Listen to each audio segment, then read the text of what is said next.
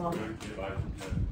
자, 유체에 속하는 것 중에서요. 파스칼 법칙하고 베르누이 법칙이 있고요. 파스칼 법칙은 흐르지 않는 고요 있는 물에서의 역학을 설명할 때 쓰는 거고요. 베르누이 법칙은 흐르는 물에서의 역학을 설명할 때 쓰는 법칙입니다. 자, 그 중에서 여러분들이 보시는 것처럼 파스칼 법칙에 해당되는 대표적인 건 뭐가 있냐면 파스칼 법칙이 뭐냐면요. 들어두면 세상에서 살면서 도움이 되니까 들어봐서 보세요. 자, 이렇게 물이 있는데 그 물을 윗부분을 이렇게 잘라버리는 거예요. 그래서 물이 이렇게 나와 있어요. 그래서 물이 흐르지 않고 이렇게 관통해서 서로 연결되는 물이 이렇게 있는 상태. 됐어. 네, 이렇게 되어 있을 때 보시면 밖으로 드러나와 있는 표면적이 A1, A2 넓이가 다르죠. A1하고 A2의 면적을 얘를 1이라고 하면 얘를 4라고 나눌게요. 면적이 달라요. 자, 그랬을 때 어떤 일이 발생하냐면 아까 보여드린 것처럼 이렇게 밖에서 공기가 대기압을 누르면 물도 똑같이 수면에서 대기압과 같은 크기의 힘으로 밀기 때문에 수면의 높이가 움직이지 않아. 근데 그거보다 안으로 들어가면 대기압에다가 물이 누르는 수압까지 작용하니까 압력이 커지겠죠. 그래서 근데 관통할 때는요. 이렇게 물이 들어가 있는 깊이가 같으면 같은 높이에서는 수압이 항상 같아야죠. 여기가 P1이면 여기도 P1의 수압을 받아요. 됐어. 이거보다 더 안쪽으로 들어가면 조금 더 수압이 커지겠죠. 이걸 P2라고 하면 여기도 P2라고 하시면 돼요. 더 깊은 곳으로 들어가면 수압은 더 커지겠죠. 이걸 P3라고 하면 얘도 P3라고 하시면 돼요. 되죠? 이런 수압이 같은 깊이면 같은 압력이 작용한단 말이야. 우리 아까 이 비슷한 문제 풀었었어요. 모양하고 상관없고 표면의 넓이하고 상관없어요. 같은 깊이면 같은 수압이 작용해. 자, 근데 내가 이 상태에서 위에서 엄청나게 센 힘, F1의 힘으로 빵 하고 누를 거야. 됐어. 그러면 힘으로 누르면 면적으로 나누면 여기서 누르는 뭐가 나와요? 압력이 나오죠. P라는 압력이 나와요. 그러면 이렇게 P라는 압력을 내가 순간 팡 하고 주면 예를 들어서 표면적이 1인데 내가 누르는 힘이 얼마? 10이라고 치자. 그러면 순간 단위 면적당 누르는 힘이니까 압력이 10만큼 첨가가 돼서 작용하겠죠. 그럼 어떻게 됩니까? 순간 이렇게 10이라는 압력을 주면 이 모든 부분에 10만큼의 압력이 추가돼서 생겨요. 10만큼의 압력이 추가돼서 생깁니다. 그래서 10만큼의 압력이 그대로 추가돼서 모든 부분에 다 같이 생기면 당연히 이 표면에도 10만큼의 압력이 생기겠죠? 그럼 어떤 일이 발생합니까? 밖에 대기압보다 밑에서 물이 누르는 압력이 10만큼 세. 그럼 어떻게 되니? 물이 솟구쳐 올리겠죠. 되겠어? 네, 그래서 시간이 지나면 어떤 일이 발생을 하냐면 요 얇은 쪽의 물은 쑥 내려가고요. 위쪽의 물은 쑥 올라가는 이런 일이 발생을 합니다. 이렇게 돼요. 그래서 수압 차이 때문에 밑에 있는 물이 올라가죠. 되겠어? 자, 근데 내가 못 올라오게 이쪽에서 누를 거야. 얼마의 힘으로 여기를 눌러주면 되겠어? 얘가 올라오지 않을까? 라고 하는 거야. 되겠냐? 그러면 당연히 이쪽에서도 얼마만큼의 압력을 준대? 10만큼의 압력을 주면 되잖아요. 그러면 10만큼의 압력을 줄 건데 얘는 면적이 얼마야? 4겠죠? 됐죠? 그러면 위에서 누르는 힘이 얼마여야 되겠니? 면적이 4니까 위에서 누르는 압력이 힘이 얼마여야 되니? 40이어야 압력이 10만큼 생기겠죠. 되겠어? 이 얘기야. 이게 파스칼 법칙이야. 자, 그럼 잘 봐. 면적의 B가 여러분들이 보시는 것처럼 A1과 A2의 B가 1대 4였더니 작용한 힘의 크기가 얼마여야 된다? 이게 16N일 때 얼마? 40N이 된다. 맞습니까? 이 얘기하는 거잖아요. 그러면 이거 가지고 뭐야? 아, 작은 쪽에다가는 힘을 10이라고 하는 작은 힘밖에 안 줬는데 면적이 큰 쪽에서는 면적 비율만큼 큰 힘이 돼서 나타나는 거죠. 됐어? 그래서 내가 어떻게 하냐면 여러분들이 보시는 것처럼 이렇게 도로를 달리다가요. 자동차가 퍼졌어. 파크가 났어. 그러면 이 타이어를 바꿔야 돼요. 그럼 타이어를 교체하기 위해서 어떻게 해야 돼? 이 차의 공대기를 들어야죠. 그러면 이 차의 공대기를 사람들이 그냥 힘을 준다고 들리겠니? 아니죠. 그러면 어떻게 하는지 아세요? 아까 저 트렁크에 있는 자동차 바퀴에 바람 넣는 것처럼 생긴 애가 있어요. 됐죠? 그거를 꺼내서 이렇게 놓고요. 아빠가 이 얇은 쪽에다가 발로 팡팡팡 밟아요. 그쪽이 여기예요. 됐어. 그럼 반대쪽에는 그 넓이 비만큼 큰 힘이 돼서 팡 하고 튕겨 나오겠죠, 윤민아? 됐어? 그러면 내가 10이라는 힘을 줘도 이쪽에서 얼마의 힘이 나오니까 40의 힘이 생기니까 자동차 템포가 뭐하니? 점점 들리겠죠. 됐어? 네 라고 하는 유압 프레스라고 하는 애들이 다 이런 원리를 이용해서 만드는 거예요. 파스칼 법칙. 알겠어? 작은 쪽에다가 준 작은 힘이 큰 쪽에는 큰 힘에 대해서 나타나서 무거운 물체들이 들어올릴 수 있어요. 알겠습니까? 요런 것들 할 때 파스칼 법칙 쓰는 거고요. 유압식 브레이크 같은 것들도 이렇게 하는 거예요. 엄마가 자동차를 타고 이렇게 브레이크가 이렇게 되어 있는 곳을 엄마가 다리로 팡 하고 누르죠. 그러면 여기가 이렇게 눌리는데 이게 연결된 게 바퀴가 돌고 있는 부분에 넓은 면이 돼서 이렇게 만들어져요. 그러면 엄마가 1뉴턴으로 눌러도 여기 면적의 비율을 만큼 큰 힘에 대해서 바퀴를 미니까 돌고 있는 바퀴를 옆으로 팍 하고 밀면 바퀴가 뭐예요? 멈추겠죠. 그래서 이게 유압식 브레이크의 원리예요. 됐죠? 파스칼 법칙 사용한 겁니다. 이렇게 된다. 그래서 면적의 비율이 작용하는 힘의 비율이다. 이걸 설명하는 게 파스칼 법칙이다. 알겠죠? 기억해 두시면 되고요.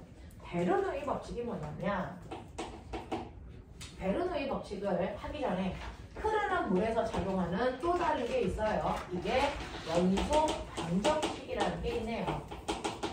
자, 연속 방정식이라는 게 있는데 이게 뭐냐면 사실은 물이 이렇게 되어 있는 파이프에 물이 흐른다고 쳐보자. 이렇게 되어 있는 파이프에 물이 흐른다고 치자. 자, 이때 이 면적의 비율 A1, 이 면적의 비율 이게 A2라고 치자. 면적의 비율이 1대4예요. 앞에 있는 것처럼 그렇게 보자. 자, 그래서 물이 처음에는 여기에 이렇게 고여있던 물을 네가 이쪽에서 압력을 P1만큼 줘서 물을 T초 동안 민 거야. 그랬더니 여기 있던 물이 이만큼 밀려가서 이쪽으로 밀려가겠죠.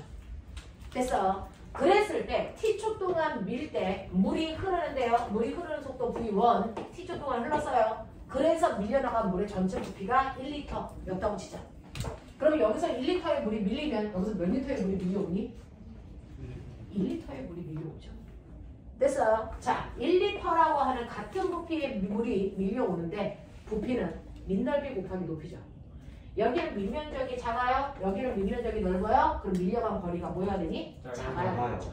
그럼 물이 흐르는 속도가 좁은 쪽보다 뭐 했다는 얘기야? 같은 시간 동안에 물이 조금 움직였으면 흐르는 속도가 뭐 했다는 거니?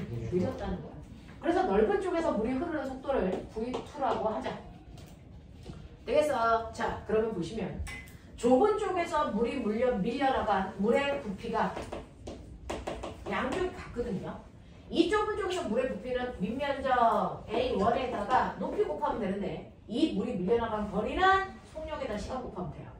맞죠? 네. 그래서 V1T 하시면 이게 물이 밀려나간 부피가 되고 그만큼의 물이 넓은 쪽에서도 밀려와요. 그래서 얘는 A2, V2, T 이렇게 곱하면 돼요. 이게 물이 밀려나간 양쪽의 부피야. 이게 같아야죠. 자, 그랬을 때 시간은 똑같으니까 이거 소거하시면 여러분들이 보시는 것처럼 A1, V1 값이 반드시 A2, V2 값이랑 같아야 되는데 면적 비율이 1대4면 그래서 흐르는 물의 속력 비율이 몇 대 몇입니까? 4대 1이죠.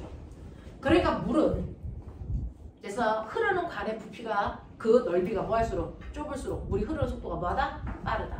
알겠어? 그래서 너네 호수가 있으면 호수가 이렇게 되어 있어서 물이 흐르죠. 그래서 물이 이렇게 튕겨나오죠. 근데 애들하고 여름에 물싸움 하고 싶어. 그럼 어떻게 해야 돼? 물살을 세게 해야죠. 그러려면 호수의 주둥이를 뭐하게 합니까? 좁게 하죠? 용민아, 호수의 주둥이를 좁게 하는 이유가 뭐예요? 호수의 주둥이를 좁게 하면 면적이 작아지면 속력이 뭐해지니까? 세지니까 물이 팍 하고 튕겨나가죠. 알겠어? 그래서 여름에 여자친구랑 그래서 바캉스 가서 물놀이 막 하잖아요. 호수 가지고 막 장난치다가 남자애들은 단순하니까 그래서 여자친구랑 물싸움 하다 보면 그게 싸움이거든요. 남자들은. 그러니까 굳이 여자친구랑 물싸움을 해서 이기고 싶어. 그럼 남자애들 손이 점점 호수의 주둥이를 뭐하게 하니? 이렇게 하죠. 그래서 여자친구 얼굴 정통으로 맞으면 그날로 헤어지는 거죠. 그래서 그걸 설명하는 게 파스칼 법칙이야. 알겠냐? 그래서 요 두께 비율과 반비례하는 게 뭐다? 속력 비율이다. 알겠습니까? 이해하시겠어요? 오케이. 그래서 우리 일상생활에서 이런 것들을 사용하고 있잖아요. 이게 바로 연속 방정식이고 이 연속 방정식을 이용해서 파스칼 법칙을 써보도록 할게요.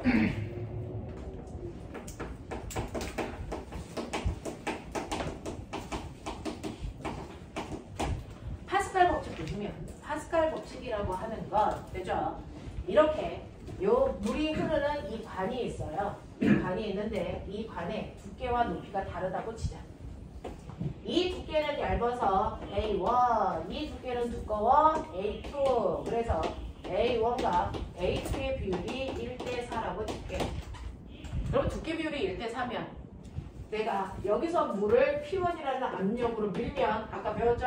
여기서 P2라는 압력으로 여기에 있는 물이 밀리면서 물이 이동하겠죠? 자, 그랬을 때 물이 흐르는 속도는 어떻게 된다고요? 네, 느려진다. 그래서 면적 비율이 1대4니까 속력 비율이 얼마예요? 4대1이겠죠. 자, 그래서 물이 이렇게 흐릅니다. 자, 물이 흐르는 선을 이렇게 그려놓으면 이거를 유선이라고 하는데 그 유선 중에서 정확하게 가운데 유선을 이렇게 그리시면 물의 평균 높이가 이렇게 된다. 보시면 돼요. 자, 그랬을 때 기준면을 여기로 잡을게요. 기준면을 여기다 잡으면 어떤 일이 발생을 하냐면 흐르는 물에도 역학적 에너지를 가지고 있습니다. 에너지를 가지고 있어요. 그러면 이 좁은 쪽에서 갖는 에너지는 기준면보다 유선까지의 높이가 H1. H1의 높이에 있으니까 좁은 쪽에서는 위치 에너지 가져요. 그리고 흐르고 있으니까 운동 에너지도 갖고요. 그리고 뒤에서 밀어주는 일을 했기 때문에 일을 또 받았습니다. 이걸 합한 만큼이 좁은 쪽에 있는 물이 가지고 있는 모든 에너지. 이 에너지가 넓은 쪽에도 똑같은 크기의 에너지를 갖습니다. 그래서 넓은 쪽에서도 위치 에너지, 운동 에너지 이 받은 일을 더하면 이 값이 같아요. 알겠습니까? 자, 그랬을 때 우리 위치 에너지 어떻게 구하죠? 위치 에너지 구하는 식 mg, h. 운동 에너지 2분의 1 mv 제곱. 받은 일의 양 어떻게 구해요? fs. 이걸 유체에서의 값으로 바꿔볼게요.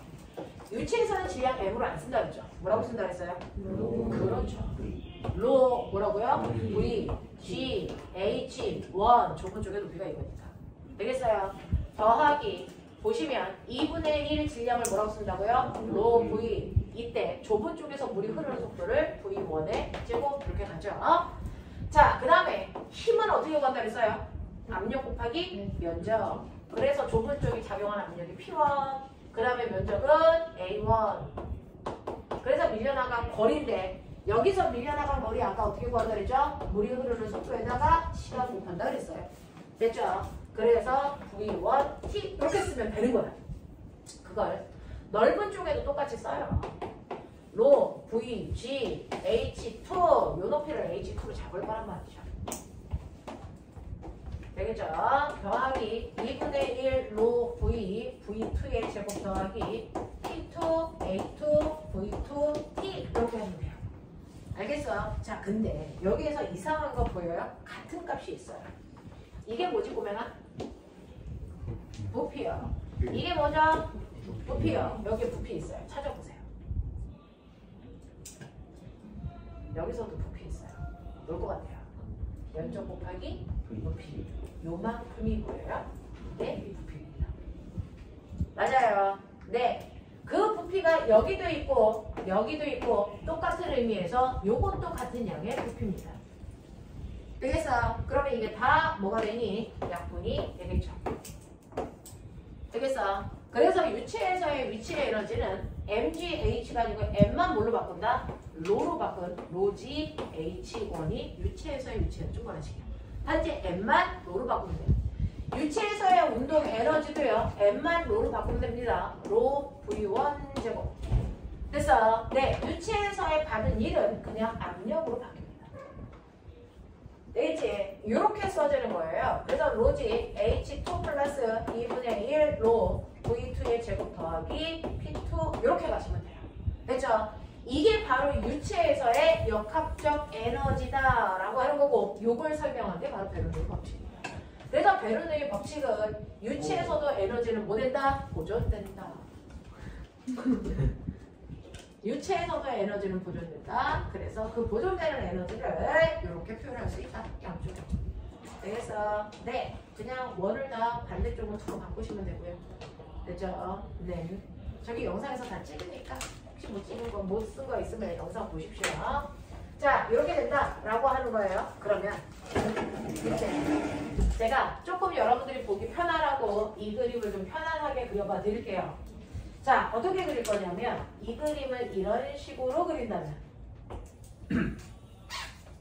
유선이 이렇게 생겼다면 기준면으로부터의 위치 에너지에 해당되는 높이가 다 어떨까? 같겠죠. 그러면 좁은 쪽이나 넓은 쪽이나 위치 에너지의 값이 똑같습니다. 그러면 좁은 쪽이나 넓은 쪽이나 위치 에너지는 똑같으니까 양쪽의 값에 영향을 안 줘요. 그래서 이 부분을 무시하면 이렇게 됩니다. 그래서 양쪽에 운동 에너지와 압력을 더한 값이 양쪽은 같아야 된다. 이 얘기인데요. 됐죠? 꼬맹아 잘 봐요. 여기에서 요 면적이 A1이고 요 면적이 A2인데 면적의 비율이 1대4라고 치자. 그럼 속력 비율이 얼마니? 4대1. 그렇죠. 그러면 얘가 4가 되고 얘가 1이 되죠. 그러면 속력이 빠른 쪽에 운동 에너지가 크겠죠? 이쪽에 운동 에너지 얼마 됩니까? 16. 이쪽이 얼마 됩니까? 1이라고 친다. 이게 같아야 되잖아요. 그러면 압력은 이쪽이 얼마가 돼야 될까요? 1. 이쪽이 얼마가 돼야 될까요? 16. 그러면 이때 우리가 느낄 수 있는 건 뭐야? 속력이 빠른 쪽은 반드시 압력이 뭐 해야 된다? 작아야 된다. 속력이 느린 쪽은 압력이 반드시 뭐 해야 된다? 커야 된다. 라고 하는 걸 알려주는 거거든요. 그러면 이걸 가지고 여러분들은 뭘 할 수 있냐면 이걸 가지고 마그누스의 힘과 양력을 얘기할 수 있다. 이 베르누이 법칙을 가지고요. 여기 왜 파스칼 법칙이라고 써있어? 베르누이 법칙이라고 쓰이고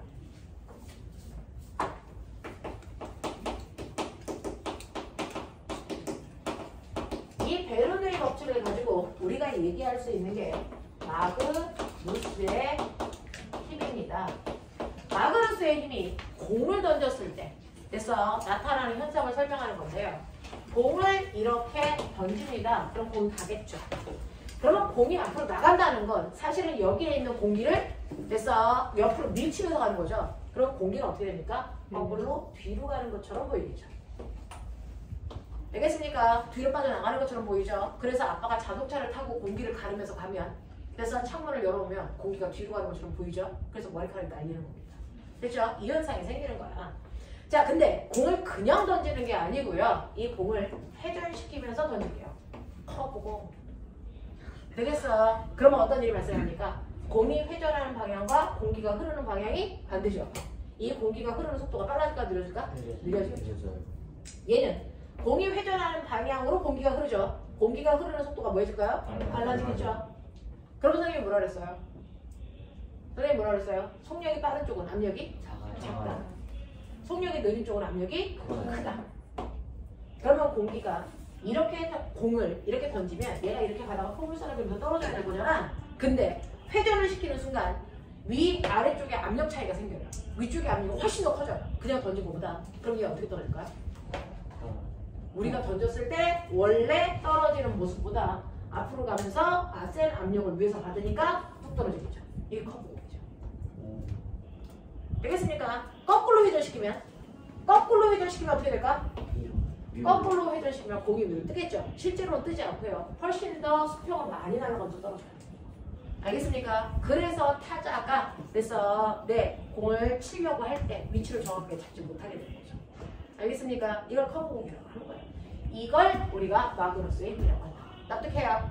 네, 이렇게 되는 거고 이 커브공을 잘 던지게 하기 위해서 야구공에 그 108개의 그 뭐죠? 실감이 들어가 있는 거라면서요? 미끄러지지 않는 거. 그래서 선생님은 책으로만 배웠고요. 여러분들은 집에 가서 연습하십시오. 그럼 훌륭한 야구 선수가 될 수 있죠. 그냥 유연지를 하나 만드는 거죠. 자, 그런가 하면 양력이라는 게 있어요. 양력은 비행기를 뜨게 하는 힘이에요. 양력. 비행기 날개가요. 새에 돼서 날개에서 따온 모양을 그대로 가지고 있는데 이렇게 유선형을 띠고 있어요. 비행기 날개가. 됐어. 그러면 비행기가 앞으로 이렇게 가면 졸지 마! 자, 이렇게 가면 비행기가 가면서 공기를 가르겠죠. 그러면 공기는 이렇게 흐릅니다. 이렇게 흐릅니다. 순식간에 비행기가 팡 하고 튀고 나가니까 공기가 여기 있던 공기가 순식간에 여기까지 거의 동시에 와요. 그러면 위에 있는 공기하고 아래에 있는 공기의 이동 거리가 같을까 다를까? 다르죠. 누가 더 많이 갔어요? 네. 그러니까 같은 시간 동안에 이동한 거리가 더 크니까 이쪽의 속력이 뭐합니까? 다르죠. 이쪽의 속력 뭐합니까? 느리죠.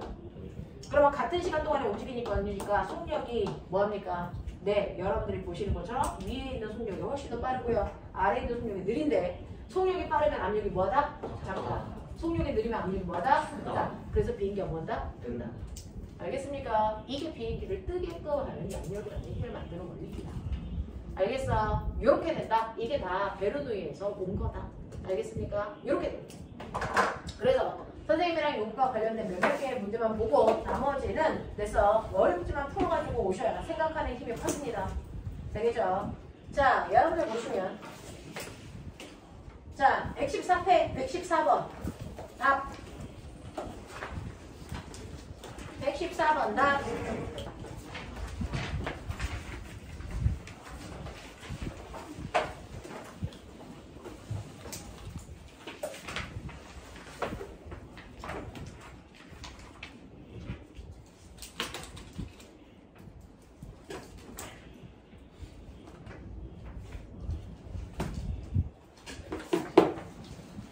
자, 나온 사람 몇 번? 2번이죠. 되겠습니까? 회전 방향 보였어요? 자, 위쪽으로 회전하는 속도가 뭐 해줍니까? 자, 회전하는 속도가 느려지고 아래쪽으로 회전하는 속도가 뭐 해줍니까? 빨라지죠. 그래서 공이 어디로 갑니까? 아래로 내려갑니까? 네, 그래서 답은 니은이랍니다. 납득하길 바랍니다. 되겠죠? 하나만 더 해볼까요? 여러분들 왼쪽으로 보세요. 왼쪽에 보시면 109페이지 보입니까? 109번 보입니까? 네, 해보세요.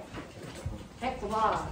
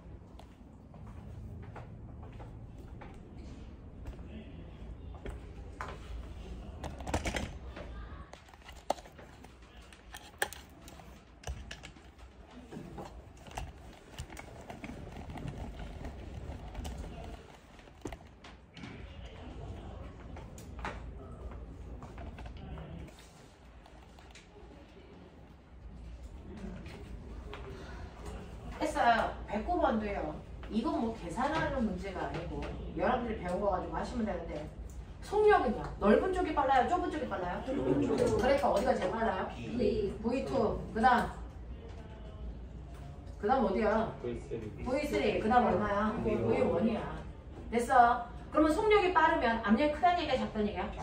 작다는 얘기잖아. 그러면 압력이 제일 센 곳은 속력이 제일 느린 곳이겠지? 거기가 어디야? 어디야? H1에 해당되는 곳이겠지. 알겠습니까? 네, 이런 식으로 여러분들이 납득해 가시면 됩니다. 무슨 말인지 알겠죠? 됐죠? 네, 그래서 기억해 두시면 되고요. 그 다음에 113번 보세요. 이제 이거는 집에 가서 혼자 풀기에 너무 외로운 문제라잖아. 여기 이거 봐. 113. 음료수 안 사줘서 안 가르쳐줄 거였나? 동훈이 엄마한테 전화해야지. 음료수도 안 사줘.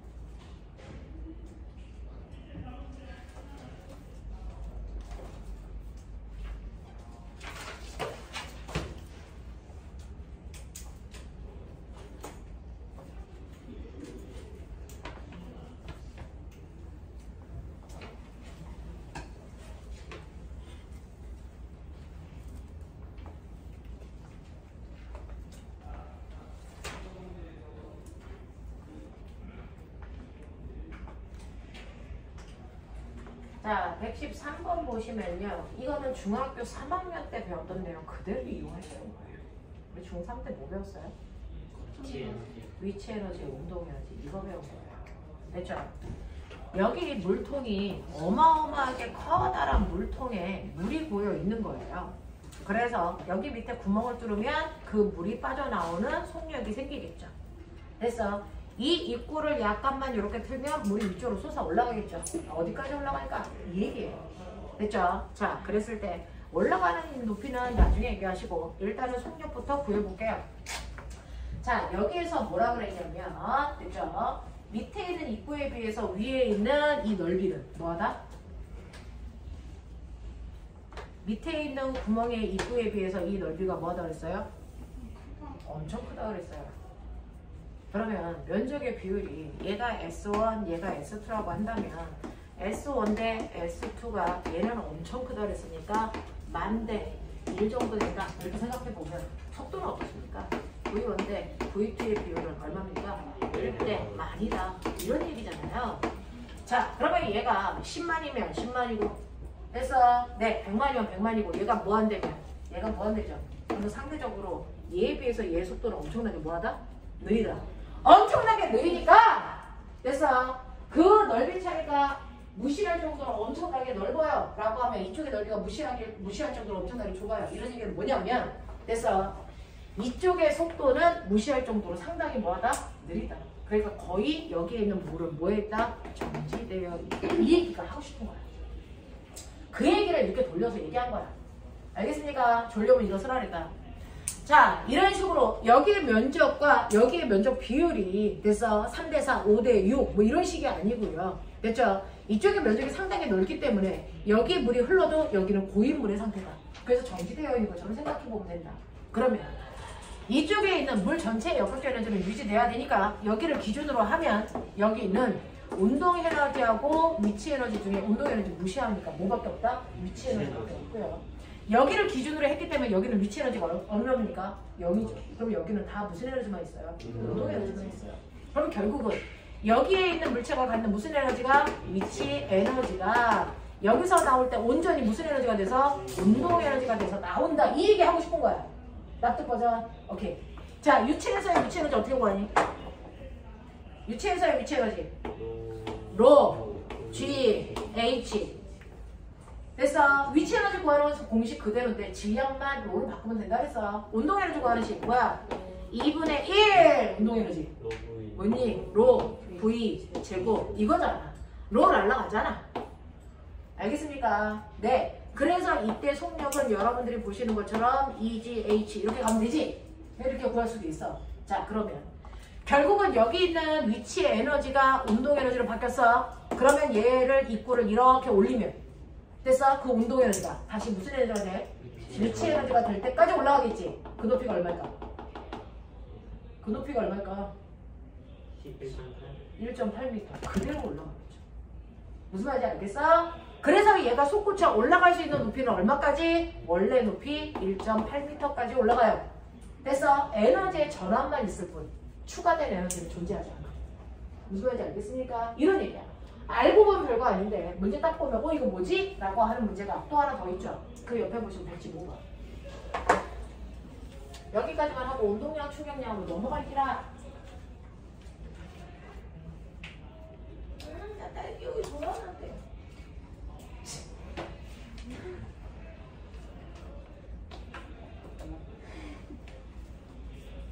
딸기 우유 안 먹고 잘 나 초코우유 2번째로 저거 하는데. 이거 드릴게요. 가장 좋아하는 건 저거야. 먹으니까.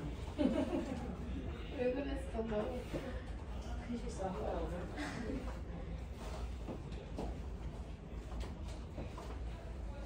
감기들하고 까먹었어.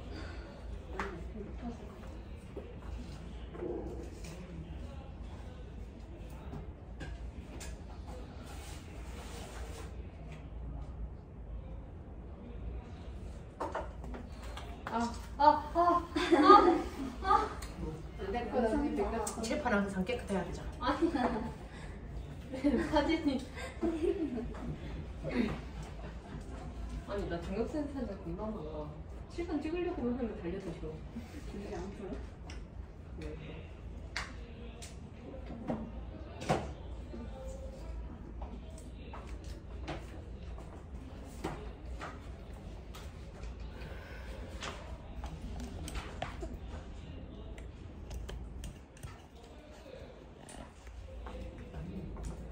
우리가 다다음 주부터 반 이동을 할 거라서요. 저희 옆에반의 아이들하고 진도를 맞출 거거든요. 좀 나갈게요.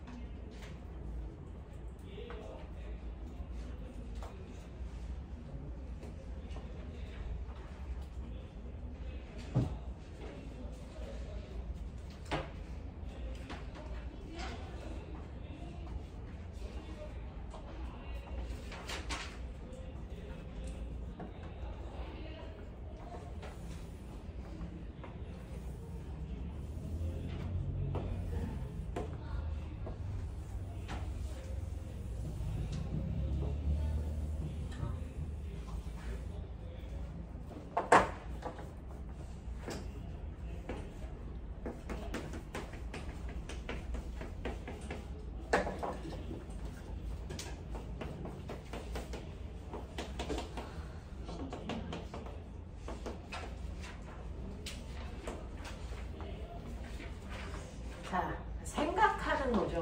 여러분들이 정확하게 뭐 답을 얘기하셔도 좋지만 사실은 생각만 정확하게 하셔도 면접에서는 가산점이 다 나오니까 정확하게 표현할 수 있게끔 해보세요. 실제로 보시면요. 여기에서요. 어떠냐면 선생님이 여기는 고여있는 물이죠. 그래서 고여있는 물에서는 높이만 같으면 압력이 어때야 된다 그랬어? 같아야 된다 그랬어요. 그러면 여기 변곡점이에요. 여기하고 여기가 변곡점이고 여기하고 여기가 변곡점이 되죠. 자, 변곡점이 딱 보시면 여기에서의 압력과 여기서의 압력이 어때야 될까요? 같아야 돼요. 그래서 예를 들어 여기서 압력이 10이라면 여기서도 압력이 얼마나 되니? 10. 위에서 누르는 압력이 10이어야 돼요. 됐어.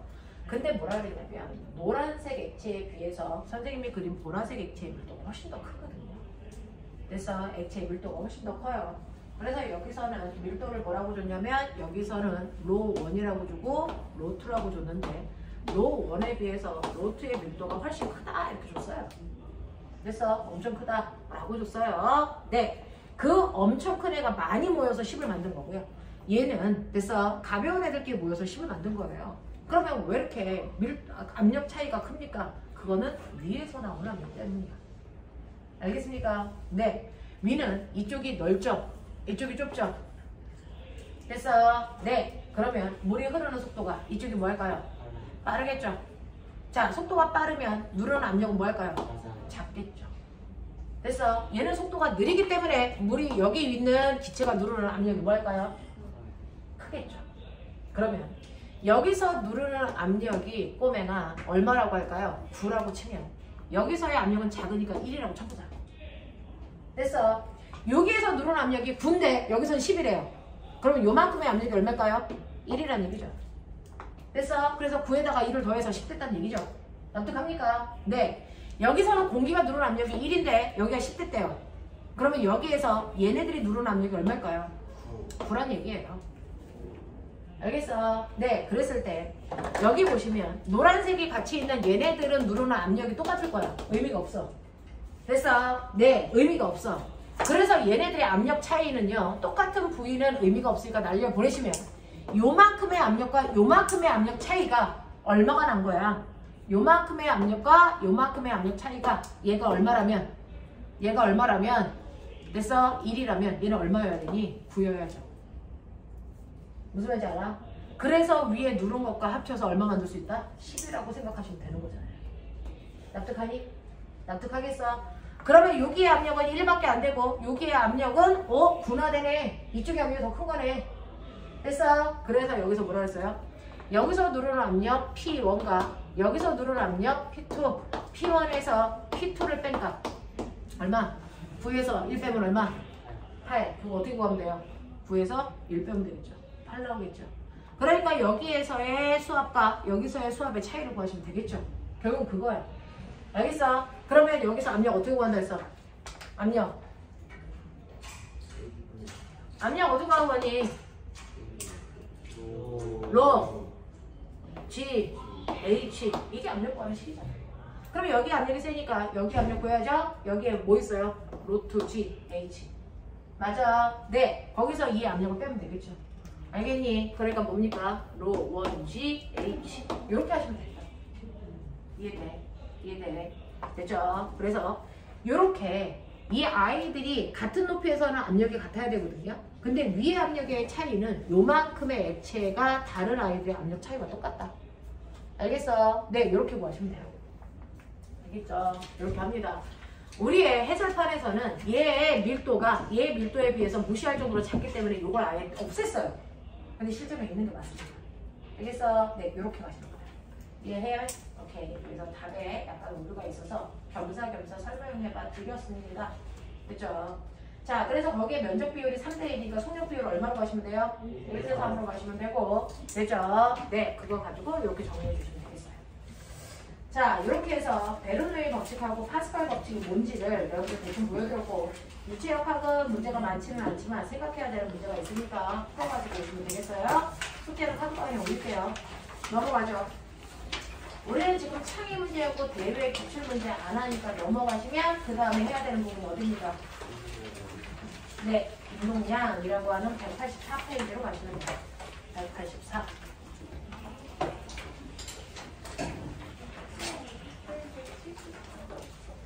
네, 어디까지밖에 없어?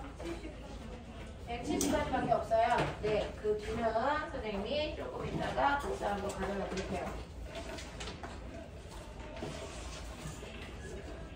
태우야, 성민이 놀면 너 죽을 거야. 그러지 않게라. 너 죽었는데. 누구 때릴 거야?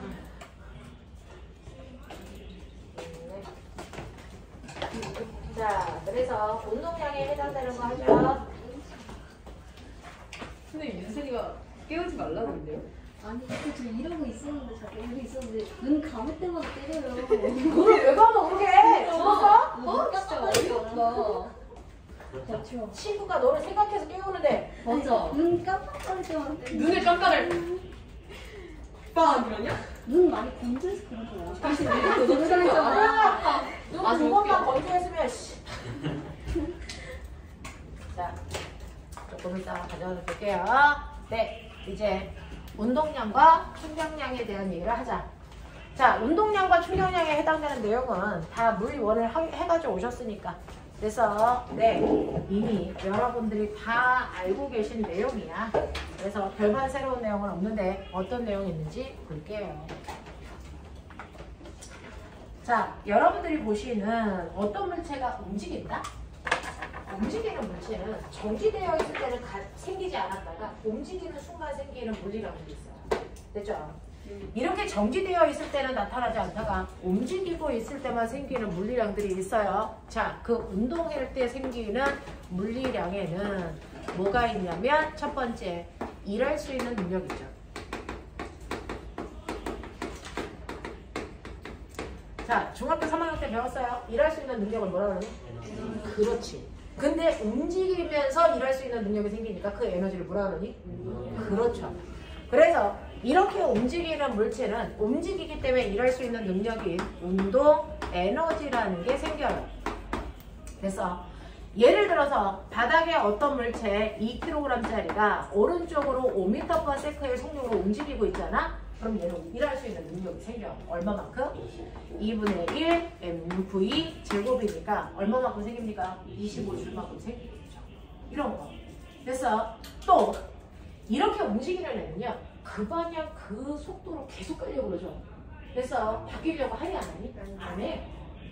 나는 계속 오른쪽으로 갈 거야. 5일 빠르기를 갈 거야. 이거 계속 유지할 거야. 안 바뀔 거야. 라고 하면 고집 생기죠. 그걸 뭐라 그래요? 그렇죠.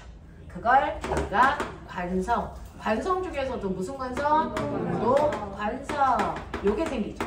이 운동 관성에도 크기가 다 다를까? 이거 똑같을까? 움직이는 물체마다 다 다르겠죠. 그래서 자, 이 운동 관성의 크기도 있겠네요. 그러면 이 운동 관성의 크기를 뭐라 할 거야? 이게 바로 운동량이야.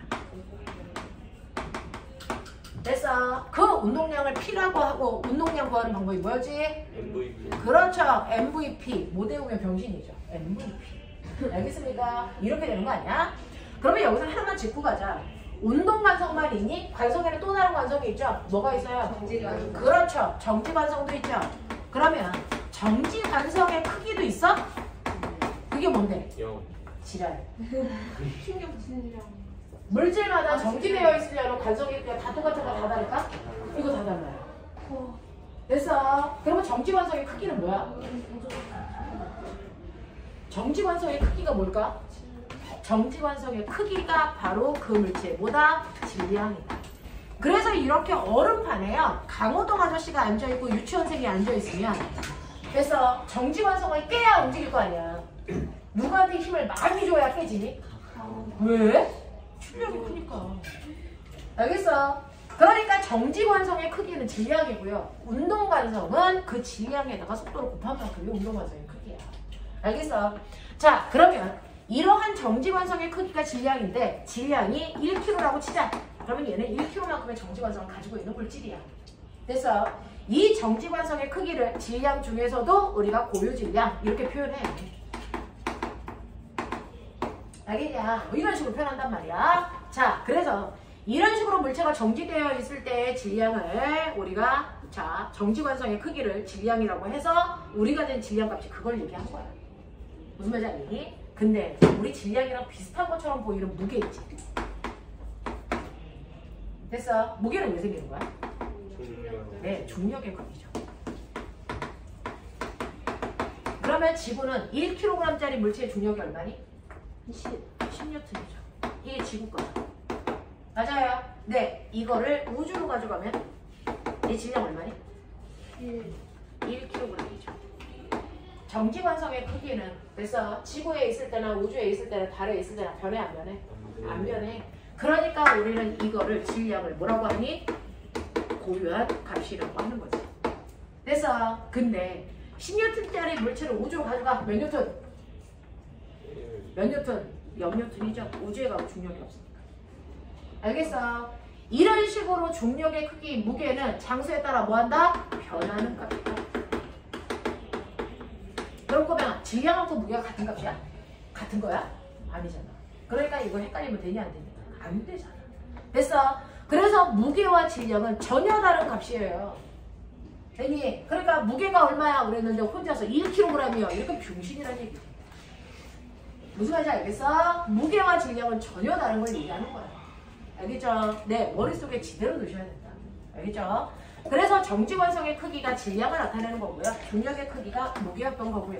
질량은 장소에 따라 변하지 않는 값이고요. 무게는 장소에 따라 변하는 값이다. 알겠어? 네. 다현아, 용빈이 졸면 너 혼난다. 뭘 외워야? 우리 그렇게 살아왔어. 우린 이렇게 살아가는 우리는 이렇게 살아왔어.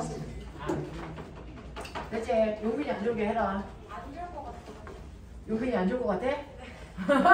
용빈이 안 졸 것 같아. 자, 그러면 정지관성의 크기가 질량이라면 운동관성의 크기가 뭐라고요? 운동량. 운동량 어떻게 구한다고요? M이 뭔데? V는 뭔데? 속력이야, 속도야? 이거 속도야. 속력 아니야. 속력과 속도가 다른 말인 거 알아? 네. 그러니까 구분해서 써야지. 알겠어? 다르대. 구분해서 써야죠. 자, 운동량을 구할 때는 속력이 아니고 속도를 집어넣는 거니까 얘는 방향이 있다 없다? 있다. 그러면 속도로 계산한 운동량은 방향이 있을까 없을까? 있겠죠? 이 방향 어디서 왔을까요? 속도 방향이죠. 그러니까 속도가 오른쪽 방향이면 운동량도 오른쪽 방향이고요. 속도가 왼쪽 방향이면 운동량도 왼쪽 방향으로 갖는단 말이야. 알겠어? 예를 들어서 어떤 애가 2kg짜리 물체가요. 오른쪽으로 5의 빠르기로 날아가고 있어. 그래서 벽이랑 부딪혀서 얘가 튕겨 나온다. 5의 빠르기로. 처음 운동량이 얼마일까? 얼마입니까? 오른쪽 방향으로 얼마입니까? 10이죠. 나중 운동량 얼마입니까? 왼쪽 방향으로 10이죠. 맞아? 그럼 운동량 변했어 안 변했어? 당연히 변했죠. 그러면 운동량의 변화량이 얼마니? 라고 하는 운동량의 변화량 어떻게 구하니? 무조건 나중 운동량에서 처음 운동량 뭐 해야 된다고? 빼야 된다고. 무조건 나중에서 처음 걸 빼야 변화량이야. 큰 거에서 작은 거 빼는 거 아니야. 알겠어? 나중 거는 마이너스 10이고 처음 거는 플러스 10인데 빼면 얼마 나오니? 그렇죠. 그래서 운동량의 변화량은 왼쪽 방향으로 20만큼 바뀌었어. 이런 얘기 한 거야. 납득해? 납득하겠어? 이렇게 된다고요. 그래서 운동량의 변화량은 이렇게 만들어진다. 알겠어? 그러면 이러한 운동량이라는 건 운동 과정의 크기고 어떻게 계산하는지 알았는데 운동량의 변화량은 뭘까? 운동량의 변화량은 뭘까?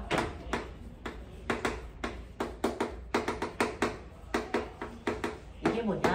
이게 너네가 배운 충격량이었잖아. 됐어? 그래서 충격량이라는 건 사실은 운동량의 변화량을 충격량이라고 줄여서 얘기한 거야. 알겠어? 그러니까 충격량 구해라 그러면 운동량 변화량 구하라는 거고 운동량 변화량 구해라 그럼 충격량 구하면 되는데 충격량은요 얘가 벽에 부딪힐 때 운동량이 바뀌었잖아. 왜 바뀌었을까? 왜 바뀌었을까? 왜 바뀌었을까? 누구 때문일까? 성민이 때문일까? 태호 때문일까? 태우요. 그렇죠. 모든 잘못은 다 태호 때문에. 자 그럼 운동량이 변한 이유가 있을 거예요. 사실은 얘가 운동량이 바뀌었다는 건 바뀐 실제로는 뭐야? 속도가 바뀐 거잖아요. 속도는 뭐니? 한국말로 빠방이거든요. 빠르기와 방향. 됐어? 그러면 빠르기와 방향을 변화시키는 주체는 누구라고 배웠니? 힘. 그거야. 파고 들어가야죠. 알겠어? 그러니까 결국은 운동량을 변화시킨 건 누구 때문이다? 벽에 부딪히는 동안 받은 힘 때문이란다.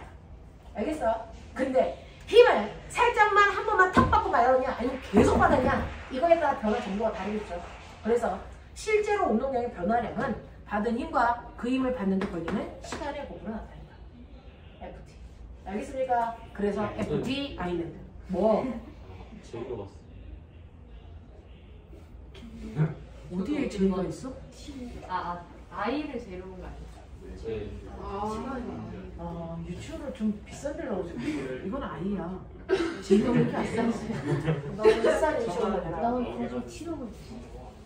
저 티가 제일. 자, 그래서 FT 아일랜드 알겠습니까? 네, 기억해 두셔야 되고요.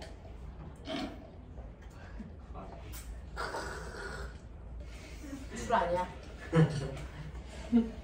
자, 그래서 보시면 얘가 그러면 운동량의 변화량이 선생님 마이너스 20이라는 얘기는 충격량이 마이너스 20이라는 얘기네요. 네, 근데 벽이랑 부딪힐 때 벽이 얼마의 힘을 줬는지 모르는데 얘는 FT의 곱인데요.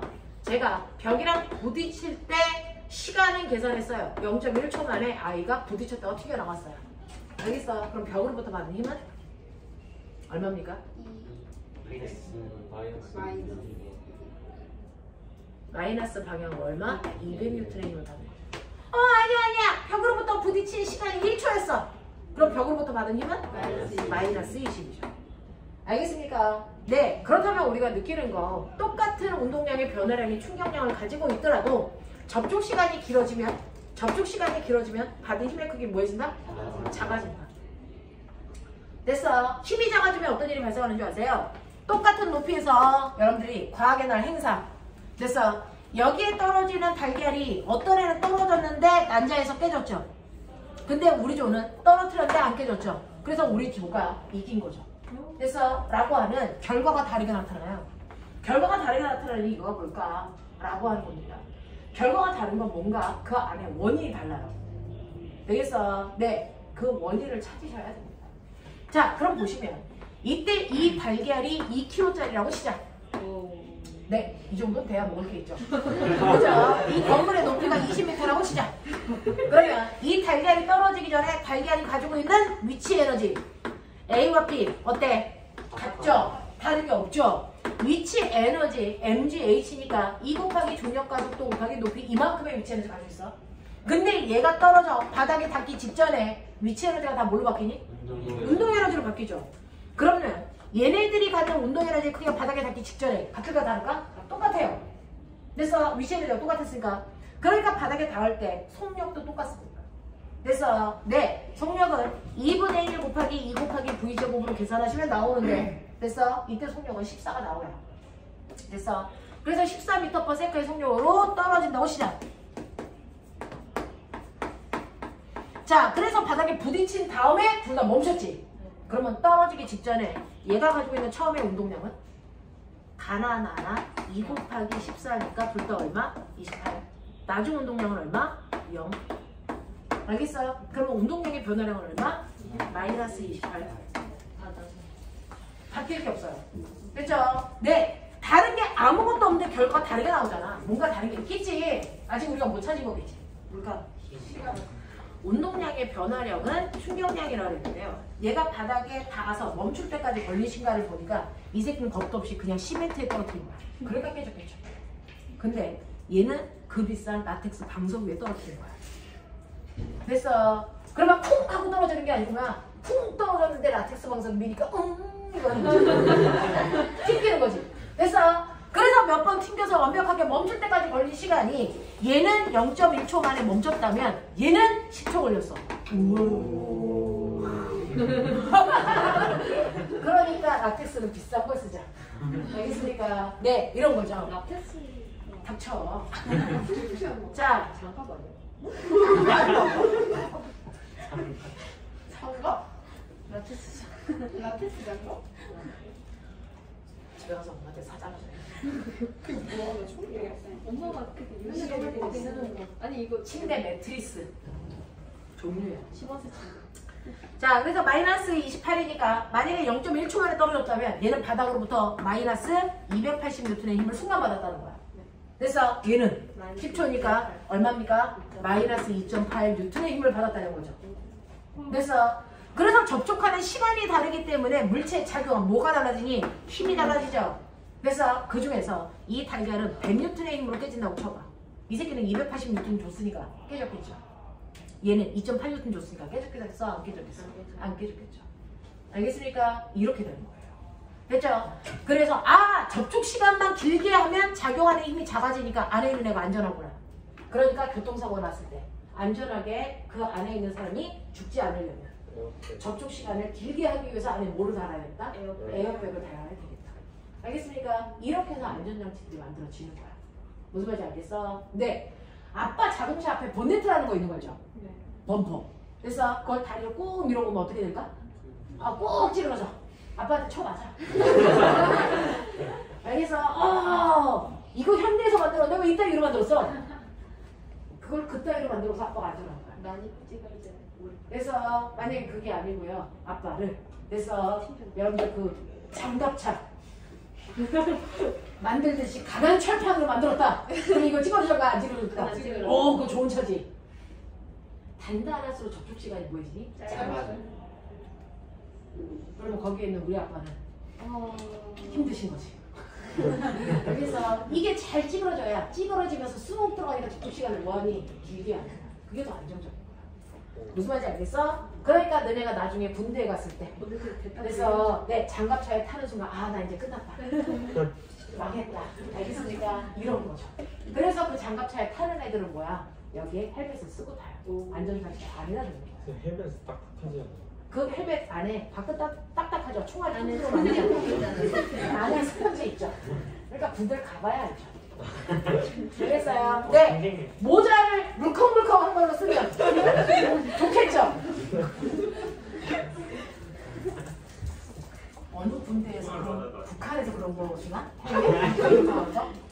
웨딩 차이. 그래서 자 이렇게 되는 거죠. 자 운동량 충격이 아시겠어? 네. 하시겠어? 오케이. 우리 꼬맹이들 잘 듣네. 꼬맹이. 꼬맹이들이지. 예. 자 그러면 이 정도는 아니야? 자 이때요. 어떤 물체가 두 개가 충돌을 합니다. 그래서 충돌을 해요. 충돌하는 상황에서 나타나는 현상들 좀 기억해 두시면 선생님 시간에 쫓기고 있잖아요. 충돌하게 보시면 충돌하기 전에 그래서 앞에 있는 커다란 새끼가 10kg짜리인데 느림보 거북이야. 1m/s의 속도로 가고 있지. 근데 그 뒤에 조그만 애가 그래서 겁도 없이 막 날라오고 있지. 2kg짜리인 B가요. 얘가 10m/s의 속도로 날라오고 있어요. 그럼 잠시 후에 어떤 일이 발생할까요? 그렇죠. 충돌하겠죠. 됐어. 그래서 얘네들이 빵하고 충돌이라는 걸 할 건데 충돌할 때 됐어. 이 B라는 물체가 A를 빨리 가 형아 그럼 밀겠죠. 그랬더니 형아가 너 나가 이 새끼야 그래서 밀겠죠. 그래서 누가 더 세게 밀까요? B. A가 미는 힘이 셀까요? B가 미는 힘이 셀까요? B. 다 A. 누가 더 셀까요? 같아요. 같죠. 왜요? 작용받는. A가 맞아요. B를 미는 힘이랑 B가 A를 미는 힘의 크기가 작용과 반작용의 관계로 크기가 어때야 됩니까? 같아요. 그래서 같은 크기의 힘으로 미는데 힘의 방향은 반대일 뿐이지. 힘의 크기 똑같아. 10N이면 10N. 맞습니까? 자, 그랬을 때 미는 동안 B가 A를 1초 동안 밀었어. B는 A를 몇 초 동안 미니? 1초 동안 밀어. 됐어. 서로 접촉하고 있는 동안 밀기 때문에 미는데 걸리는 시간도 어떻다? 같다. 알겠어? 그럼 결국은 FT 곱한값이 똑같다는 얘기네? FT가 뭐였어? 아일랜드. 충격량. 그래서 우리 애들은 그렇게 해요. FT 아일랜드. 알겠습니까? 네. 그래서 얘네들의 충격량이 똑같습니다. 그래서 A의 충격량과 B의 충격량은 반드시 크기를 갖고 방향만 반대인 거죠. 충격량의 원래 이름이 뭐예요? 충격량의 원래 이름이 뭐야? 이거 개놈이 시키는 참 졸고 지랄들이야 이것들이. 그렇지. 빨리 얘기를 해. 그래서 충격량은 운동량이 뭐다? 변화량이다. 이 얘기죠. 운동량의 변화량이야. 이런 거잖아요. 그렇죠? A의 운동량의 변화량과 B의 운동량의 변화량은 작용만 작용의 힘에 의해 똑같을 수밖에 없어요. 그럼 운동량의 변화량은 어떻게 구하는 거지? B의 나중 운동량에서 B의 처음 운동량을 뭐 하면 돼? 빼면 되죠. A의 나중 운동량에서 A의 처음 운동량을 빼면 되죠? 방향은 반대인 거죠? 저는 이거를 수학적으로 증명하기 위해서 마이너스를 열면서 분배할게요. 그러면 이렇게 되겠죠. 알겠어? 네, 그래 놓고 나중은 나중끼리 처음은 처음끼리 묶으면 어떤 일이 발생하냐면 A와 B의 나중 운동량의 합이 A와 B의 처음 운동량의 합이랑 반드시 어때야 된다? 같아야 된다 라는 걸 우리가 얻어낼 수 있었죠. 이걸 뭐라 그랬었니? 그렇죠. 이거를 운동량 보존 법칙이라고 했다. 됐어. 그래서 충돌을 하는 동안 됐어. 주고받은 힘의 크기가 같기 때문에 반드시 운동량은 보존되어야만 됩니다. 이해돼? 자, 그러니까 이렇게 충돌한 후에 우리가 보니까 앞에 있는 커다란 형아는 속도가 빨라질까 느려질까? 빨라지겠죠. 왜 그래야 될까? 운동하는 방향으로 힘받았어. 되겠죠? 그래서 얘는 속도가 빨라져서 얘 속도가 2라고 치자. 그러면 B라고 하는 조그만 N은요. 됐죠? 어느 방향으로 힘받았어요? 운동 방향과 반대 방향으로 힘받았죠. 속도가 줄거나 반대 방향으로 갈 거야. 되겠어? 자, 그러면 B는 어느 방향으로 얼마의 빠르기로 갈까? 이걸 우리가 알 수 있을까? 있어. 알겠어? 왜? 운동량 보존 법칙이라는 게 있으니까. 그래서 보시면 A는 처음 운동량이 얼마냐면 오른쪽 방향을 플러스로 하면 A의 처음 운동량 얼마입니까? 10이에요. B의 처음 운동량 얼마입니까? 20이에요. 이걸 더한 값이 30이니까 나중 운동량도 30이어야 되겠죠? 자, A의 나중 운동량 얼마입니까? 20이죠? 되겠어? 그럼 B의 나중 운동량이 얼마? 10이어야 30이겠죠? 그러면 10이 되려면, 플러스 10이 되려면 얘는 오른쪽 방향으로 얼마의 빠르기로 가야 되니? 5의 빠르기로 가야 되겠죠? 알겠습니까? 이렇게 구하는 거야. 알겠니? 이걸 운동량 보존 법칙을 이용해서 문제를 풀었다라고 표현하는 거야. 아시겠죠? 이렇게 됩니다. 자, 그러면 이런 식으로 물체가 충돌을 하는데 꼬맹아 난이도를 한 번만 훅 높여볼 테니까 눈에 힘 좀 줘봐. 그러면 충돌을 하는데요. 우리가 알고 있죠. 실제로요. 물체들은 이렇게 한 방향으로만 움직이진 않아. 수평 방향을 또 움직이고 수직 방향을 또 움직여. 됐어. 그래서 방향성을 가지고 있는 아이들을 우리가 벡터라고 해서요. 됐죠? 충돌을 하는데 너네가 가지고 있는 것 잠깐만 볼게요. 넘겨. 자, 189페이지 1번 갈 거야. 189페이지 1번 문제 1번. 자, 읽고 있으면 손에 프린트 가지고 올 테니까 빨리 읽고 있어요. 189페이지 1번. 수다 떨지 마.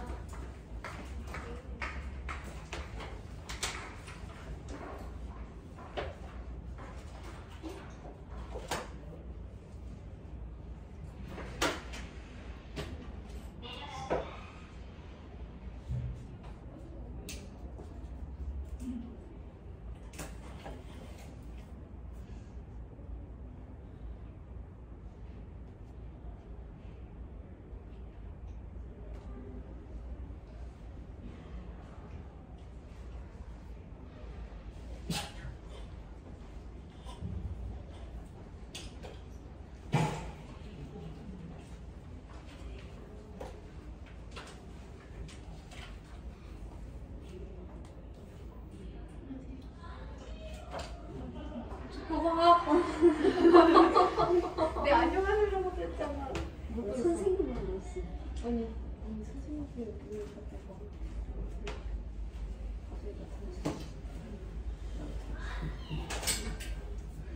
무슨 좀 했어?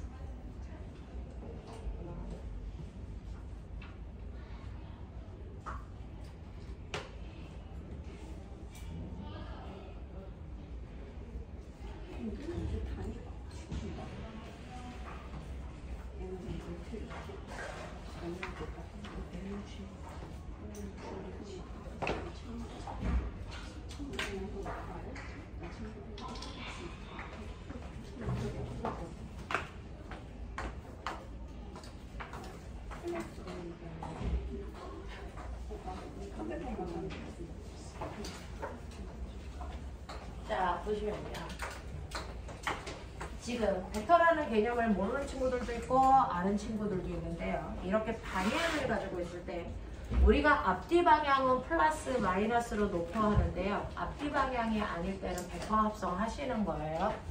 자, 그러면 이러한 충돌을 할 때도요. 이 I의 충돌이 운동량도 벡터값이고 충격량도 벡터값이기 때문에 방향을 고려해야 되는데 여기 보시면 아는 것처럼 A라고 하는 물체는 어느 방향으로 가냐면 오른쪽 수평 방향으로 A가 갑니다.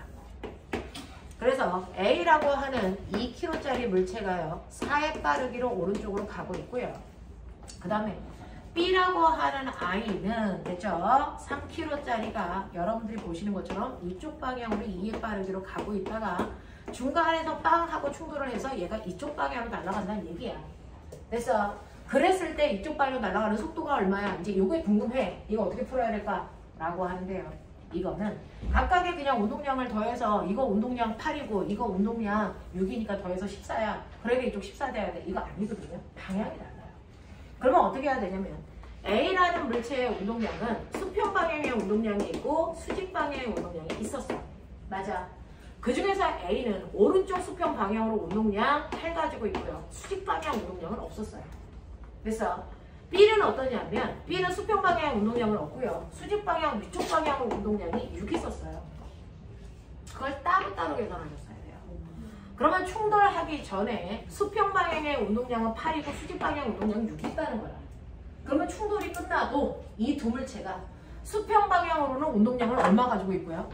8 그대로 가지고 있고요. 됐죠? 수직 방향은 운동량 얼마 가지고 있어야 돼요? 6 그대로 가지고 있어야 돼요. 뭔가 느낌 오죠? 6대 8대 얼마입니까? 10이죠. 그러니까 얘는 이 방향으로 얼마의 운동량을 가지고 있어야 된다? 10의 운동량을 가지고 있어야 되거든? 그러면 이 두 개가 붙어 있으면 몇 킬로짜리? 5kg죠. 그럼 실제 속력은 얼마나 되겠어요? 2m/s면 되겠구나 라고 하는 게 나오는 거예요. 알겠습니까? 이런 식으로 벡터는 방향을 정확하게 고려해야 돼요. 그래서 수평은 수평끼리 합성하고 수직은 수직끼리 합성하는 게 가장 편하다. 알겠어? 그래서 수평 방향 운동량, 수직 방향 운동량을 통해서 실제 운동량의 방향과 크기를 알 수 있어요. 아시겠어요? 이렇게 가는 거야. 이게 벡터야. 별거 아니야. 되겠죠? 자, 이런 식으로 해서 여러분들이 이 I를 표현하시면 되고요. 이때 충돌을 하는데요.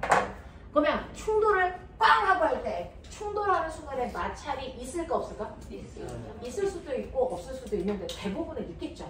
우리가 배우는 충돌에는 마찰이 없다고 가정하는 경우도 있고 있다고 가정하는 경우도 있습니다. 자, 그러면 이거는 그냥 듣고 버리십시오. 너무 넘사벽인 문제이긴 한데 여러분 충돌을 할 때요.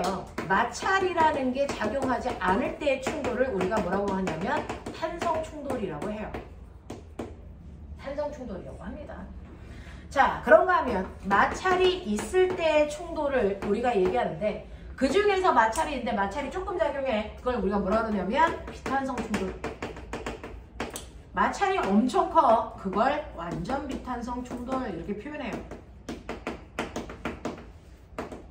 예를 들면 선생님이 손에 뭐 있게? 탱탱볼.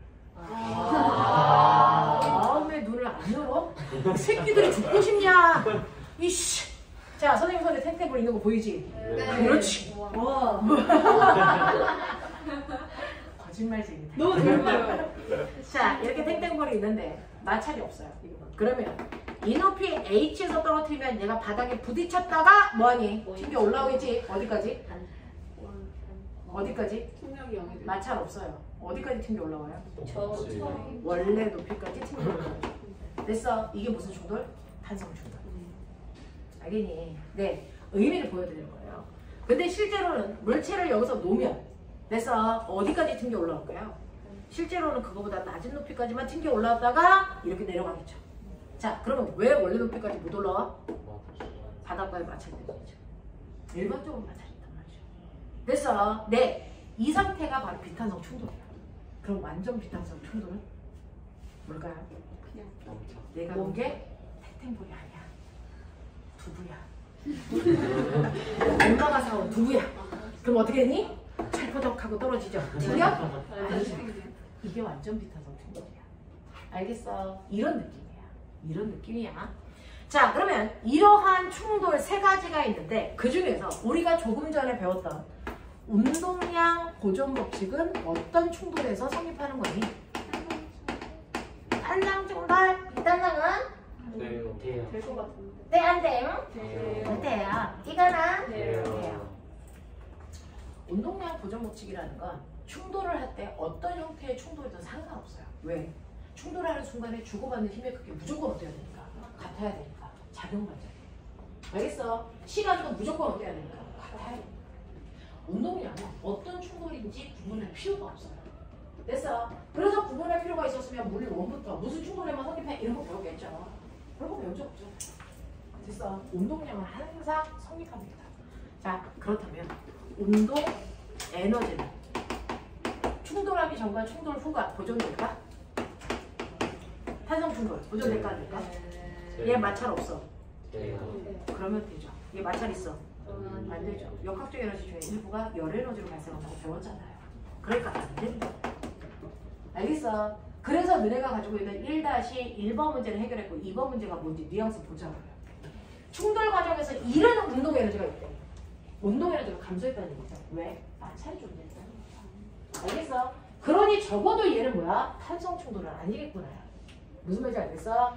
자, 그러면 맨 처음에 충돌할 때 A가 가지고 있는 운동 에너지는 얼마입니까? 2분의 1 곱하기 2에 몇 킬로짜리였어? 2kg야. 2 곱하기 16이니까 얼마? 16줄. 그 다음 B도 운동 에너지 있겠죠? 2분의 1 곱하기 3 곱하기 4였죠? 얼마였어요? 얘 6줄이죠. 합쳐서 얼마예요? 라고 하는데 선생님 운동 에너지가 이쪽 방향으로 있고 이쪽 방향으로 있는데 그냥 더해도 돼요? 안 돼요? 이거 돼요. 왜요? 1과 에너지는 스칼라니 벡터니? 스칼라 값이에요. 1과 에너지라고 하는 우리 중학교 3학년에서 배운 것 중에 힘 빼고 나머지는 방향 생각할 필요 없어요. 다 스칼라 값이에요. 알아요?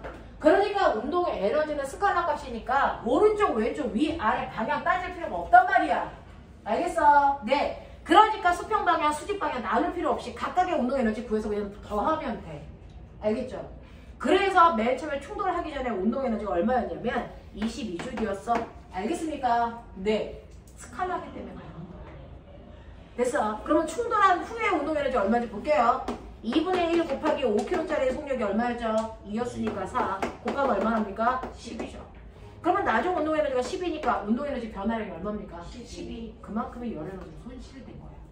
알겠어? 이렇게 따져. 하겠냐? 하겠냐? 이런 것들이에요. 이런 것들이에요. 그래서 벡터는 벡터답게 계산하셔야 되고요. 스칼라는 스칼라답게 계산하시는 거예요. 됐죠? 전형적인 문제. 여기나 좀 차려. 자연아, 사주냐? 아, 네. 아, 딴 데 하고 싶어. 열심히 놀았다. 우리 바닥에서 우리 잘 키워서 보낼 거다. 어? 자,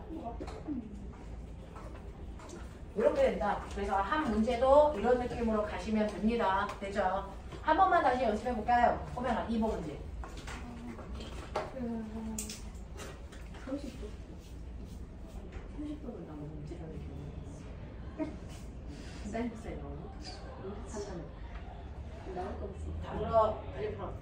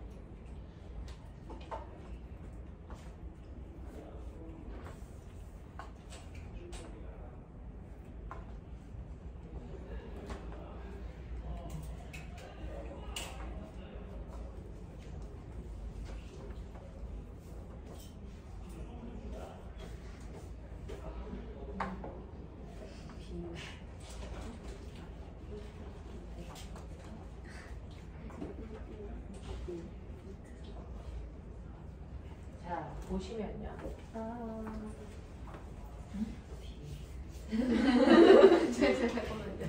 순간 애교였어? 아니요. 동물의 소리.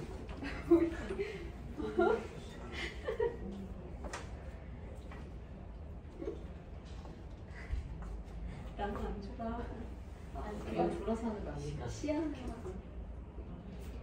자, 이거 복잡하게 생각하면 더럽게 복잡한 건데 간단하게 생각하셔야죠. 그러면 이거 포물선으로 공을 던졌더니 포물선으로 올라갔다 떨어졌죠. 네. 이거 가운데를 기준으로 대칭이 되니 안 되니? 네. 그렇다는 건 공기저항을 무시한다는 얘기야. 그래서 공기저항이 있으면 대칭이 될 수가 없어요. 떨어지면서 이렇게 떨어진다. 됐죠? 네, 이렇게 됩니다. 그래서 공기저항이 있는지 없는지 확인할 수 있는데, 자, 그러면 이렇게 공기저항이 없을 때는 어떤 줄 아세요? 얘를 자 던져서 올라가는 순간 속력이 점점 뭐 할까요? 줄어들겠죠? 중력과 반대 방향으로 움직이니까 떨어지면서 점점 뭐 해질까요? 빨라지겠죠? 그랬을 때 높이만 같으면 얘 빠르기가 어떻습니까? 같아요. 그러니 던질 때 얼마의 속력으로 던졌니? 40의 속력으로. 그래서 바닥면과 30도의 각도를 갖게 던졌잖아요. 그러면 같은 높이의 땅바닥에 닿을 때 속력이 얼마겠니? 40이야. 되겠어? 땅바닥이랑 이루는 이 각도가 얼마겠니? 30이야. 알겠어? 네. 그렇다면 얘는 던지는 순간에 질량이 몇 킬로짜리였냐면 2kg짜리니까 던지는 순간에 이쪽 방향 2kg짜리가 요만큼으로 가면서 운동량 가져요. 그리고 떨어질 때 이쪽 방향이야. 그러면 여기서 물어본 건 뭐야? 운동량의 변화량이 충격량을 물었어요. 그러니까 충격량을 물어봤다라고 하면 내리는 습관적으로 힘하고 시간을 곱하고 싶은 그런 느낌이 들죠? 근데 이거는 충격량과 같은 값이 뭘 구하라는 얘기니? 사실은 운동량의 변화량을 구하라는 얘기야. 그러면 운동량의 변화량은 나중 운동량에서 처음 운동량 뭐 하면 되니? 빼면 되잖아. 그래서 나중 운동량이 이쪽 방향으로 돼서 여러분들이 보시는 40에다 질량 곱하면 되니까 얼마예요? 80이었고요. 처음 운동량은 여러분들이 보시는 이쪽 방향으로 80이었단 말이야. 그래서 이걸 빼라는 얘기는 뭘까? 라고 하면 꼬맹아 실제로 나중 운동량인 벡터에서 처음 운동량의 벡터를 빼라라는 이 빼라라는 얘기는 뭐냐면 그래서 물리에서는 빼가 아니고 이 마이너스는 처음에 운동량의 방향을 정반대로 바꿔서 더해라 이 뜻이에요. 그래서 그럼 처음 운동량이 이거니까 방향을 정반대로 바꾸면 이쪽 방향이 되겠죠. 그래서 네, 그래서 이게 마이너스 처음 속도거든요. 이걸 더하라는 거야. 그럼 어떻게 하면 돼? 평행사변형 그려서 돼서 대각선 방향 하시면 되는데 꼬마 잘 봐. 이것도 80, 이것도 80, 이거 사이각기 몇 도인지 생각. 120. 이거 120이죠. 양변의 힘의 크기가 똑같고 사이 각도가 120이면 그래서 얘는 무조건 합성된 값이 가운데 방향으로 같은 크기만큼 생긴다. 기억나요? 그러니까 그거였잖아요. 그러니까 얘는 운동량의 변화량이 아래 방향으로 얼마 생긴다? 80 생겼어요. 이렇게 간 거죠. 이해돼? 이해되겠어? 오케이. 그래서 얘 운동량의 변화는 아래 방향으로 80만큼 생겼습니다. 이런 얘기야. 되겠지? 이렇게 갑니다. 됐냐? 네. 그러면서 여러분들이 운동량의 변화량까지 했으니 운동량, 충격량이 뭔지는 대충 알았어. 근데 물리에서는 어떤 물리량들이 나오면 그걸 그래프로 그리고 싶어하는 습관이 생기죠. 그러면 우리가 알고 있는 것처럼 충격량이라는 걸 나타내는 그래프 그리고 싶어. 충격량 I는 FT거든요. 자, 그래프 그릴 거예요. X축이 뭐예요? 시간. Y축이 뭐예요? 힘. 그렇다면 그래서 가로에다가 세로를 곱한값에 해당되는 그래서 충격량은 어디 써야 될까요? 가로 곱하기 세로가 뭐야? 면적이다. 그래서 그래프가 어떻게 생기든 상관없는데 실제로 내가 얘를 쿵 쳐서 빨 때까지 힘이 점점 내 손에 세게 왔다가 줄어드는 이런 모습이 실제 충격량 그래프예요. 이 그래프의 모양이 이렇게 생겨서도 이 그래프의 면적이 뭐다? 충격량이다. 알겠습니까? 이게 바로 운동량의 뭐다? 변화량이다. 이런 것들이죠. 네, 그래서 충격량 그래프 이렇게 그리는 거고 충격량 그래프를 여러분 판단하시면 되는데 그러면 이렇게 그려져 있을 때 우리의 이 힘이라는 값은 어디요? 라고 하면 가장 높은 요 값이 바로 우리가 구하는 힘에 해당되는 값이고요. 이 힘을 그냥 힘이라고 부르는 경우도 있고요. 평균 힘이라고 부르는 경우도 있고요. 또는 힘력자를 써서 충격력이다 이렇게 부르는 경우도 있는데 다 같은 말이에요. 알겠습니까? 이렇게 됐다라고 하는 거 기억해 두시고 그 다음에 운동량 그래프도 있어요. 운동량 그래프. 자, 운동량 P는 MV입니다. 운동량 그래프는 질량과 속도로 나타내는 게 아니고요. 여기가 시간축이고 여기가 실제로 운동량이에요. 이렇게 그렸는데 일반적으로. 자, 맨 처음에 운동량이 얼마냐면 2km/초였고 운동량이 일정하게 증가해서 2초가 지난 후에 나중 운동량이 6kg/초가 됐다고 치자. 그래서 라고 하는 운동량을 가지고 있는 2kg짜리 물체의 2초 동안의 운동을 표현한 거야. 알겠어요? 네. 그러면 나는 블라블라 다 필요 없고요. 그럼 2초 동안 이 새끼가 간 거리가 얼마야? 요게 궁금해요. 자, 1분 준다. 생각. 2초 동안 제가 간 거리가 얼마야?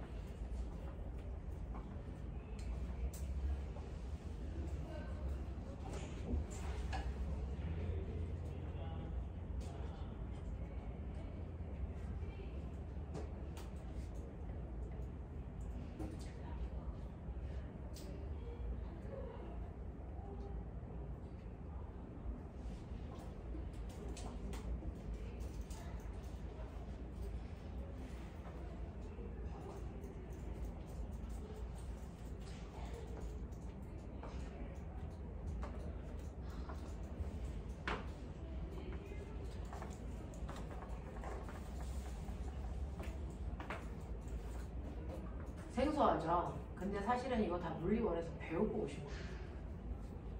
배우고 왔어야 되고요. 자, 2초 동안 간거리가 얼마입니까? 라고 하는 이 문제를 풀 수 있는 방법은요. 얘가 2초 동안의 간거리는 2m예요. 어떻게 구해주냐면 사실은 운동량이라고 하는 건 질량에다가 속도를 곱한 값을 표현한 거잖아요. 그러면 이거를 질량으로 나누면 무슨 값이 나와요? 속도 값이 나오죠. 이거 질량 얼마짜리라고 했어요? 2kg. 그래서 실제로 이걸 2kg로 나눠보시면 물리량의 킬로그램이 지워지면서 뭐가 남아요? 미터%가 남죠. 맞냐? 물리는 단위 계산하면 뭔가 보이잖아요.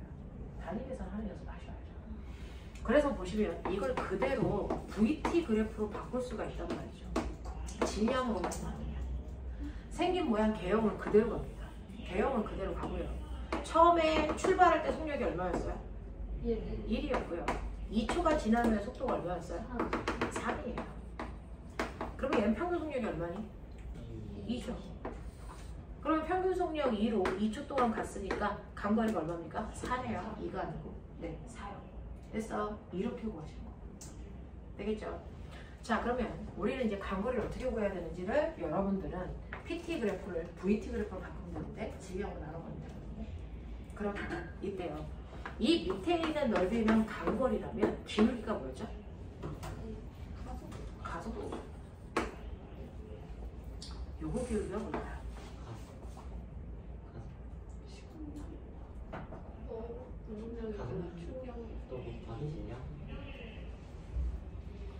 기울기는 수학 시간에 무조건 어떻게 배웠어요? X축분의 Y축의 변화량이죠. 됐죠? 네, 근데 이게 충격량이고 충격량의 FP죠? 이걸 시간으로 나눈 거죠. 생각하셔야죠. 그러니까 기울기가 뭡니까? 힘이죠. 그 힘을 질량으로 나눴으니까 뭐가 됐어? 가속도가 된 거죠. 납득해요? 이렇게 나와요. 하겠지. 그래서 이 두 가지 그래프만 가지고 계시면 여러분들이 얘가 2초 동안 움직이는 동안 받은 힘도 구할 수 있죠. 2분의 4니까 얼마? 2N의 힘 받았어. 알겠어? 그래서 가속도가 얼마야? 2분의 2니까 1이야. 다 된다고요. 됐어? 네, 2초 동안의 간거리는 4고요. 알겠니? 이런 것들 다 구해낼 수 있어. 됐죠? 그래서 운동량과 충격량은 그래프 가지고 놀 수도 있어야 된다. 하겠냐? 네, 이런 것들입니다. 자, 그러면 선생님이랑 살짝 요거 하나만 보죠. 187페이지 12번만 보고. 네, 187페이지 12번입니다.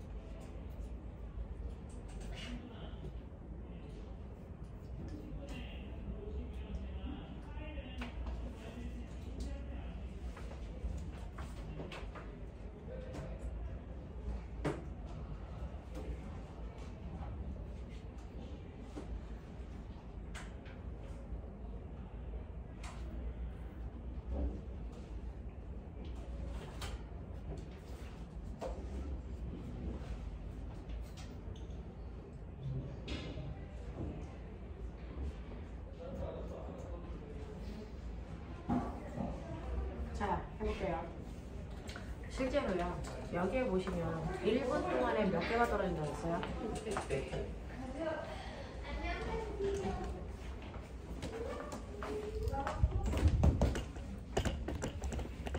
자, 여러분들이 보시는 것처럼 1분에 과자가 600개 떨어진다고 했어요. 그러면 1초에 떨어진 게 몇 개예요? 10개예요. 그러면 10개가 떨어지는데 이때 과자 1개의 질량을 물어봤으니까 1개의 질량을 M이라고 하면 10개의 질량 얼마예요? 10M이 떨어질 거예요. 됐어? 네. 자, 근데 얘가 이렇게 떨어질 때 이 컨베이어 벨트를 밀죠. 얼마의 힘으로 밀어요? 0.01N의 힘으로. 됐어? 몇 초 동안 밀어요? 1초 동안 민다면. 됐어? 얘가 받은 충격량인 운동량의 변화량이 얼마겠어요? 0.01이겠죠. 이해됩니까? 되겠어요?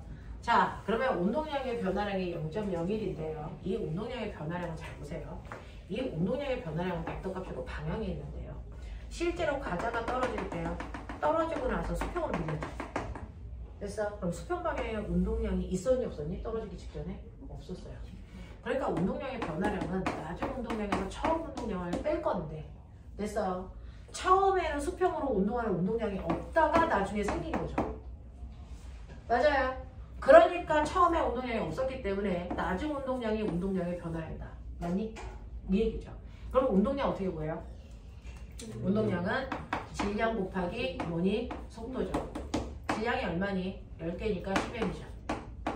됐어. 거기다가 속도가 얼마니? 0. 얼마니? 1이니? 이거 곱한 값이 바로 충격량이 0.0이라고 어때야 되니? 같아요. 이해가 됩니까? 자, 그러니까 얘는 M이 얼마라고요? 0.01kg이라고요. 알겠습니까? 이렇게 나오는 거야. 납득하겠어? 지금 선생님 풀어준 거 집에 가서 다 한번 푸셔야 됩니다. 됐죠? 여기까지 할게요. 고생하셨어요.